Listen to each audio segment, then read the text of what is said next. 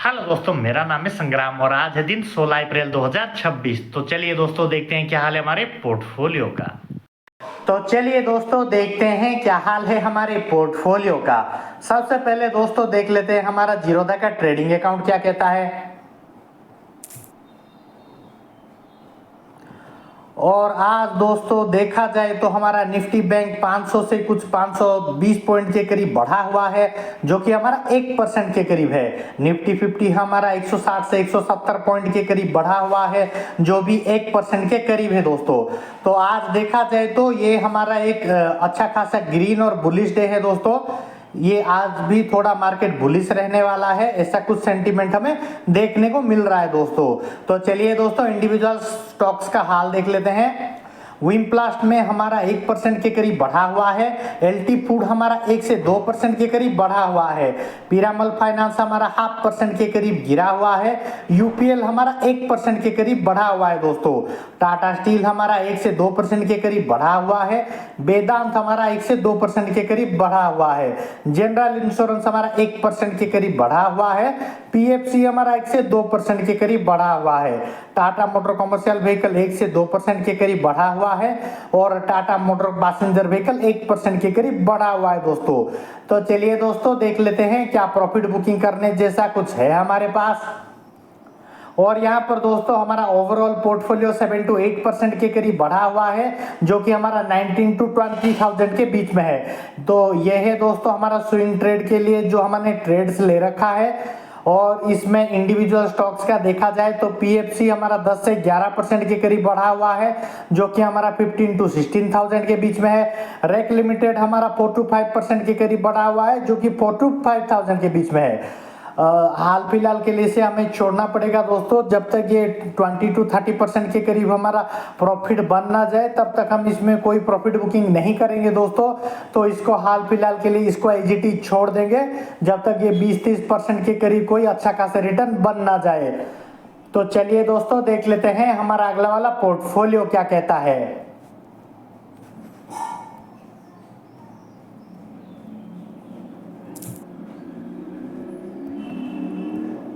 तो ये है दोस्तों हमारा कोटक न्यू का पोर्टफोलियो, जिसमें हमारा overall profit and gains 7 to 8,000 के करीब बढ़ा हुआ है। रिटर्न की बात करें तो 15 to 16% का रिटर्न हमें देखने को मिल रहा है दोस्तों। तो आज के दिनों में भी ये 1 से 2% के करीब बढ़ा हुआ है। और यहाँ पर दोस्तों हमारा एलटी फूड 66 to 67% के करीब बढ़ा हुआ है, जो कि हमारा 16,000 से 17,000 के करीब बढ़ा हुआ है। विमप्लास्ट हमारा 9 to 10,000 के करीब गिरा हुआ है, जो कि हमारा 37 to 38% के करीब लग रहा है दोस्तों। तो ओवरऑल ये थोड़ा रिकवरी मोड में है दोस्तों, ये धीरे धीरे रिकवरी करने की कोशिश कर रहा है। वार सिनेरियो की वजह से जो इम्पैक्ट हमें देखने को मिल रहा था, धीरे धीरे रिकवरी करके इसको रिकवर करने की कोशिश कर रहा है दोस्तों। तो चलिए दोस्तों देख लेते हैं हमारा अगला वाला पोर्टफोलियो क्या कहता है। तो यह है दोस्तों हमारा ग्रो का पोजिशनल ट्रेड वाला अकाउंट, जिसमें हमारा 1 डे रिटर्न में 1% के करीब बढ़ा हुआ है, जो कि हमारा 4 to 5,000 के करीब है। टोटल रिटर्न की बात करें तो 1 से 2% के करीब ये गिरा हुआ है, जो कि 9 to 10,000 के बीच में है। और इंडिविजुअल स्टॉक्स में देख लेते हैं दोस्तों। और यहाँ पर दोस्तों रेक लिमिटेड 6 to 7% के करीब गिरा हुआ है, जो कि 30 to 31,000 के बीच में लॉसेस दिखा रहा है। और यहाँ पर दोस्तों हमारा पीएफसी 4 to 5% के करीब बढ़ा हुआ है, जो कि हमारा 8 to 9,000 के बीच में है। ओएनजीसी हमारा 12 to 13,000 के करीब बढ़ा हुआ है, जो कि हमारा 8 to 9% के बीच में है दोस्तों। तो ओवरऑल देखा जाए तो ये धीरे धीरे रिकवरी कर रहा है दोस्तों, और धीरे धीरे ये प्रॉफिटेबल सिनेरियो में कन्वर्ट हो रहा है। अगर कुछ अगले कुछ दिनों में निफ्टी अच्छा खासा कुछ परफॉर्म करे तो हम इस पोजिशनल ट्रेड में धीरे धीरे अच्छा खासा प्रॉफिट बुकिंग कर लेंगे दोस्तों। तो चलिए दोस्तों देख लेते हैं हमारा म्यूचुअल फंड्स क्या कहता है।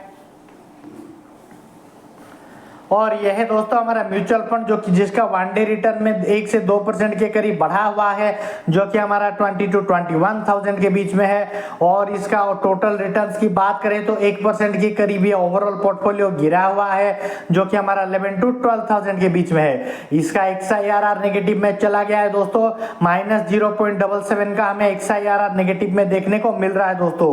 हाल फिलहाल के लिए इसमें कोई चेंजेस करने की जरूरत नहीं है दोस्तों। निफ्टी जब अगले कुछ दिनों में अच्छा अच्छा खासा अपसाइड का रैली दे देगा तो ये धीरे धीरे अपसाइड जाके अच्छा खासा प्रॉफिटेबल सिनेरियो में कन्वर्ट हो जाएगा दोस्तों। तो हाल फिलहाल के लिए इसको एज इट इज छोड़ देते हैं दोस्तों। तो चलिए दोस्तों देख लेते हैं हमारा अगला वाला पोर्टफोलियो क्या कहता है।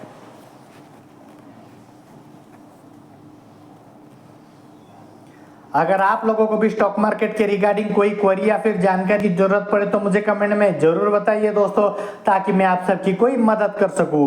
तो ये है दोस्तों हमारा क्रिप्टो करेंसीज का पोर्टफोलियो, जो कि हमारा 52% के करीब हमारा फॉल देखने को मिल रहा है। स्टॉक मार्केट के जैसे ये भी थोड़ा फॉल हुआ है दोस्तों, और आज के दिनों में 0.5% के करीब ये बढ़ा हुआ है दोस्तों। जैसे कि आप सबको पता ही होगा ये सब लॉन्ग टर्म की चीजें हैं, जब तक हम इसको 5-10 साल तक होल्ड ना करेंगे तब तक हम इसमें कोई अच्छा खासा मोमेंटम का एक्सपेक्ट नहीं कर सकते दोस्तों। तो चलिए दोस्तों देख लेते हैं हमारा एंजल वन का इन्वेस्टिंग अकाउंट क्या कहता है। तो ये है दोस्तों हमारा एंजल वन का इन्वेस्टिंग अकाउंट, जिसमें हमारा ओवरऑल गेन 22 to 23% के करीब है, और यहाँ पर 45 to 46,000 के करीब हमारा ओवरऑल गेन देखने को मिल रहा है दोस्तों। और म्यूचुअल फंड की बात करें तो ये 1 से 2% के करीब बढ़ा हुआ है दोस्तों। इसका XIRR पॉजिटिव में आ गया है दोस्तों। XIRR 1.17 का हमें पॉजिटिव XIRR देखने को मिल रहा है दोस्तों। तो चलिए दोस्तों देख लेते हैं इक्विटी का हाल।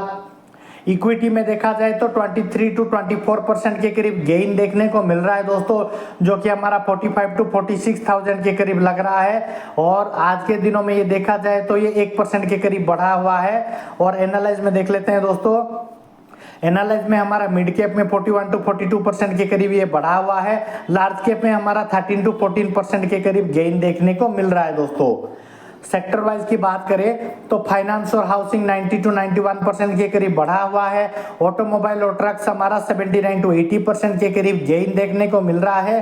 स्टील और आयरन हमारा 33 to 34% के करीब गेन देखने को मिल रहा है। और पेस्टिसाइड और एग्रोकेमिकल 22 to 23% के करीब गेन देखने को मिल रहा है। ऑटोमोबाइल और पैसेंजर कार्स हमारा 34 to 35% के करीब लॉसेस देखने को मिल रहा है।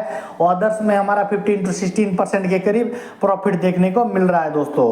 और यहाँ पर दोस्तों अदर्स में हमारा फाइनेंस और NBFC 7 to 8% के करीब बढ़ा हुआ है। मेटल और नॉन फ्यूरोस हमारा 49 to 50% के करीब गेन देखने को मिल रहा है दोस्तों। तो चलिए दोस्तों देख लेते हैं इंडिविजुअल स्टॉक्स का क्या हाल है। पीरामल फाइनेंस हमारा 90 to 91% के करीब गेन देखने को मिल रहा है। Tata motor commercial vehicle 80 to 81% के करीब गेन देखने को मिल रहा है। वेदांत हमारा 49 to 50% के करीब गेन देखने को मिल रहा है। टाटा स्टील हमारा 33 to 34% के करीब गेन देखने को मिल रहा है। UPL हमारा 22 to 23% के करीब गेन देखने को मिल रहा है। PFC हमारा 9 to 10% के करीब गेन देखने को मिल रहा है। जनरल इंश्योरेंस हमारा 4 to 5% के करीब गेन देखने को मिल रहा है।